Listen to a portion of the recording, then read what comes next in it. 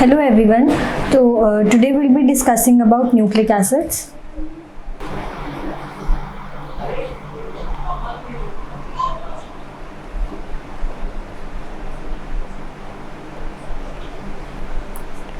सबसे पहले हम ये देखेंगे कि न्यूक्लिक एसिड होता क्या है, मतलब कहाँ होता है। तो सेल से स्टार्ट करते हैं।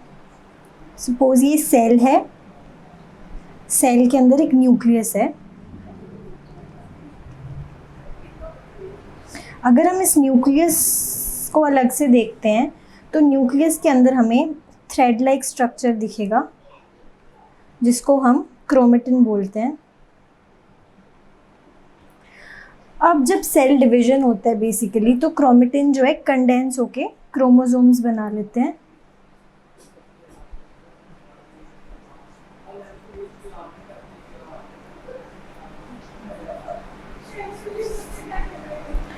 अब अगर हम एक क्रोमोसोम का एक छोटा सा सेगमेंट देखते हैं, इतना अगर हम कट करके देखें तो बेसिकली ये जो सेगमेंट है ये न्यूक्लिक एसिड से बना होता है।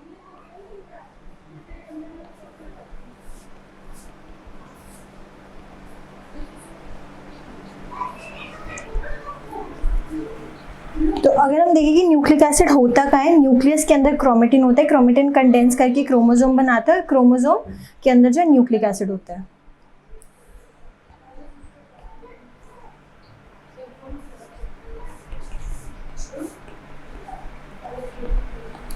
अब अगर हम न्यूक्लिक एसिड की बात करें तो सबसे पहले न्यूक्लिक एसिड डिस्कवर किसने किया था? It was first discovered by F Miescher. कहाँ पे? पस सेल्स में। और उन्होंने इसको न्यूक्लिन कहा था।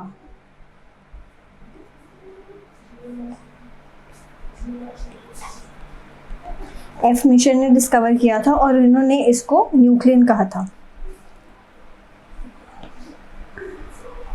और जो टर्म दी थी न्यूक्लिक एसिड,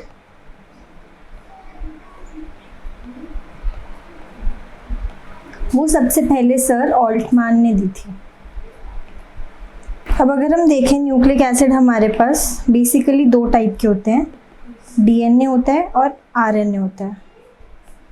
डीएनए मतलब डीऑक्सी राइबो न्यूक्लिक एसिड,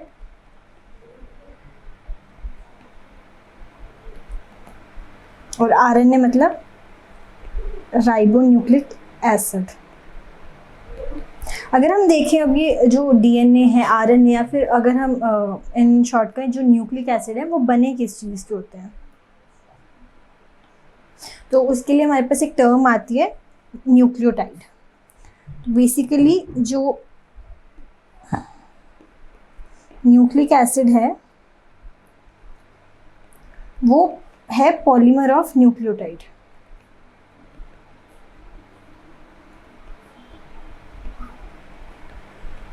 अब न्यूक्लियोटाइड टर्म आती है तो हमें पता होना चाहिए कि न्यूक्लियोटाइड क्या है। न्यूक्लियोटाइड आता है basically nucleoside plus phosphate group. यहाँ पे एक और नई टर्म आती है न्यूक्लियोसाइड। तो अब न्यूक्लियोसाइड क्या है? न्यूक्लियोसाइड है नाइट्रोजन बेसिस प्लस शुगर। तो अगर हम देखें कि what is nucleotide,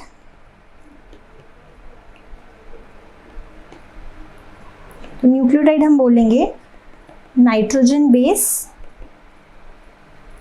plus sugar plus phosphate group.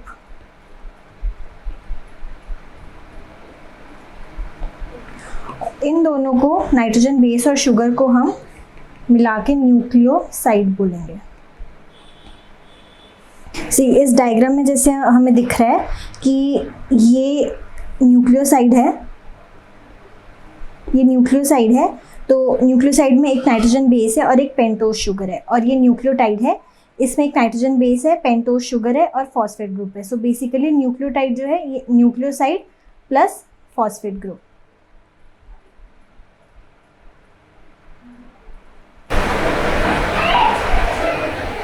अब हमने 3 कंपोनेंट्स की बात की न्यूक्लियोटाइड के, उसमें से हम सबसे पहले देखेंगे कि नाइट्रोजन बेसिस के बारे में बात करेंगे।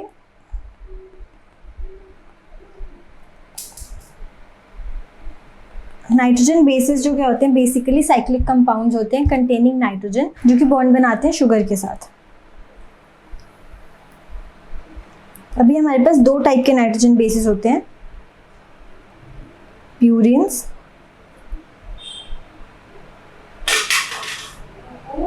और पिरिमिडीन्स।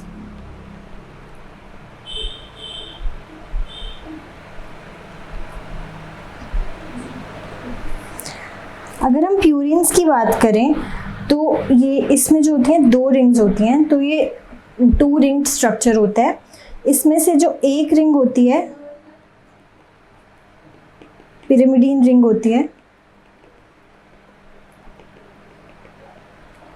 और एक इमिडाजोल रिंग होती है।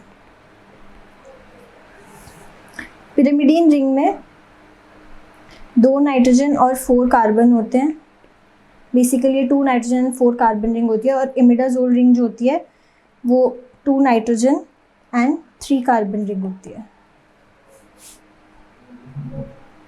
अगर हम पिरिमिडीन की बात करें तो ये सिंगल रिंग स्ट्रक्चर है।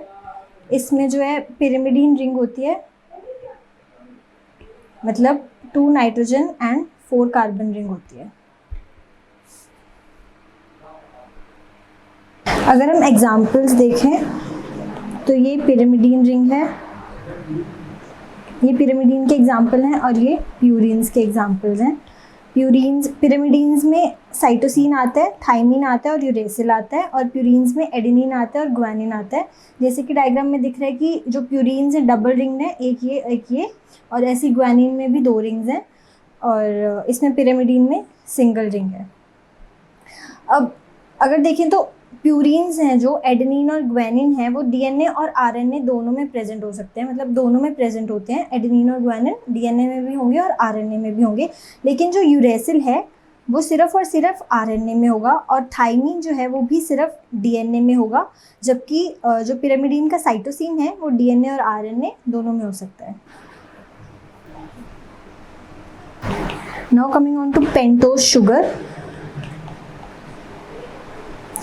न्यूक्लिक एसिड में अब हमारे पास 2 तरह की शुगर होती है, एक होती है राइबोज शुगर और एक होती है डीऑक्सीराइबोज शुगर। इस शुगर के बेसिस पे ही हम डीएनए और आरएनए को डिफरेंशिएट करते हैं। जैसे कि डीएनए के नाम से हमें पता चलता है डीऑक्सीराइबो न्यूक्लिक एसिड, तो मतलब इस डीएनए में जो शुगर होती है वो डीऑक्सीराइबो शुगर होती है, जबकि आरएनए का जो फुल फॉर्म है वो है राइबो न्यूक्लिक एसिड, तो मतलब जो आरएनए में शुगर होती है वो राइबोज शुगर होती है। 2 टाइप की होती हैं pentose sugar, ribose and deoxyribose. जो राइबोज शुगर होती है उसमें OH ग्रुप जो होता है प्रेजेंट होता है, और इसमें OH ग्रुप एब्सेंट होता है। राइबोज शुगर आरएनए में प्रेजेंट होती है और ये डीएनए में प्रेजेंट होती है। अब हम जो थर्ड चीज इसमें देखेंगे वो हम देखेंगे लिंकेज,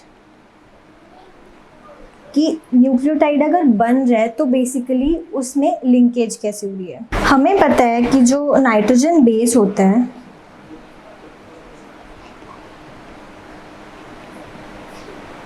वो पेंटोज शुगर से लिंक्ड होता है। अब कौन सा कार्बन, जो नाइट्रोजन बेस का जो कौन सा नाइट्रोजन है वो कौन से कार्बन से अटैच होगा। अगर तो प्यूरिन है नाइट्रोजन बेस, अगर कोई प्यूरिन है तो 9th नाइट्रोजन जो होगा वो 1st कार्बन से अटैच होगा पेंटोज शुगर से, चाहे वो राइबोज हो या फिर डीऑक्सीराइबोज हो, उससे कोई फर्क नहीं पड़ता। और अगर पिरिमिडीन है तो उसका जो 1st नाइट्रोजन होगा वो 1st कार्बन से अटैच होगा ऑफ राइबोज और डीऑक्सीराइबोज। और अब ये जो पेंटोज शुगर है,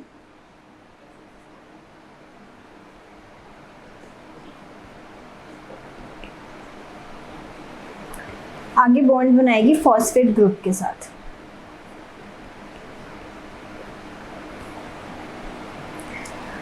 अब पेंटोज शुगर का 5th कार्बन जो है वो बॉन्ड बनाएगा फॉस्फेट ग्रुप के साथ। अब ये कौन से टाइप के बॉन्ड्स होते हैं? तो बेसिकली जो नाइट्रोजन बेस और पेंटोज शुगर के बीच में जो बॉन्ड है वो होगा एन ग्लाइकोसिडिक लिंकेज, और जो पेंटोज शुगर और फॉस्फेट ग्रुप के बीच में बॉन्ड होगा वो होगा एस्टर बॉन्ड।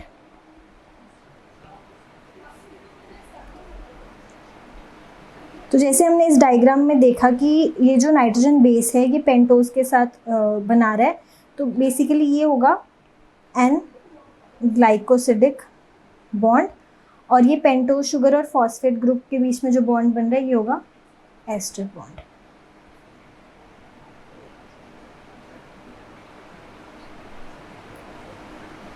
अब जैसे कि हमें इस डायग्राम में दिख रहा है कि आरएनए है ये और ये डीएनए है। आरएनए के अंदर राइबोज शुगर है, मतलब OH ग्रुप प्रेजेंट है, और इसमें A, C, G और U कोई भी नाइट्रोजन बेस हो सकता है, T नहीं होगा। और डीएनए में बात करें तो डीऑक्सी राइबोज शुगर है, इसमें OH ग्रुप नहीं होगा, सिर्फ हाइड्रोजन होगी, और जो नाइट्रोजन बेस है वो A, C, G और T होगा, इसमें U नहीं होगा, और फॉस्फेट ग्रुप है। ये एस्टर बॉन्ड है और ये एन ग्लाइकोसिडिक बॉन्ड है। अब ये जो न्यूक्लियोटाइड्स हैं बेसिकली इनके जो नाइट्रोजन बेसेस होते हैं ये एक दूसरे से कॉम्प्लीमेंट्री होते हैं। जैसे कि एक जो प्यूरिन है वो पिरामिडीन के साथ बाइंड करेगा और वाइस वर्सा, तो इनके अरेंजमेंट के बेसिस पे ही डीएनए की स्ट्रक्चर बनती है। जैसे कि हम इसमें इस इमेज में हम देख सकते हैं कि ये जो ग्वानिन है वो साइटोसिन के साथ बाइंड कर रहा है, और सिमिलरली जो एडेनिन है वो थाइमिन के साथ बाइंड करता है, और ये बाइंड करके स्टेप लैडर पैटर्न बनाते हैं। अब ये स्ट्रक्चर कैसे बनता है और ये कैसे बाइंड करते हैं आपस में, ये हम डिटेल में डीएनए की स्ट्रक्चर में देखेंगे जो हम अपकमिंग वीडियो में देखेंगे। सो न्यूक्लियोटाइड के बारे में इतना ही।